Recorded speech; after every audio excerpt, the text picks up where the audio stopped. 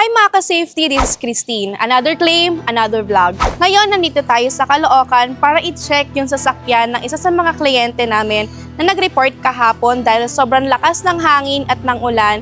Ngayon, ito yung sasakyan niya. Kung makikita nyo, nabagsakan ng puno.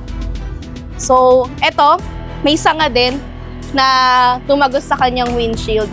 Ngayon, nandito tayo nga kasama si Sir Ronz, na isa sa mga kliyente natin nag-report kahapon. So sir, kwento na lang natin kung ano yung nangyari kahapon. Nangyari kahapon, malakas yung hangin at may malakas na ulan. May tumawag na rin sa akin na yung sasakyan na pinalilipat sa akin sa ibang lugar kasi baka daw yung puno mabagsak na tumumba.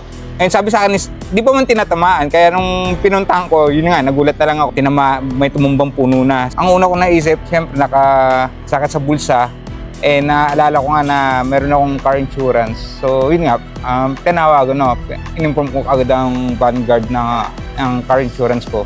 Mabilis naman sila nag-reply, so nakuha ko agad yung mga document. Ayan, kasama din natin si Sir Ken, isa sa mga claim officers natin para i-check yung damage ng sasakyan ng client natin. Okay, pwede na natin sir dalhin yan sa Aguila Glass para mapalitan agad yung windshield nyo. So after mapalitan sir, tsaka natin po-proceed yung bubong naman sir.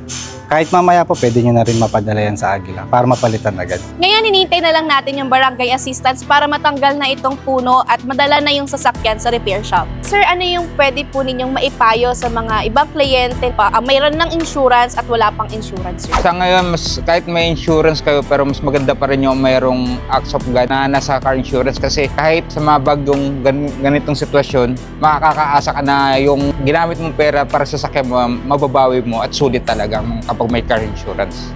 Ayan mga ka-safety, babalikan na lang namin kayo pag once okay na ang sasakyan ni sir. Dahil sa Uni Vanguard, live without limits.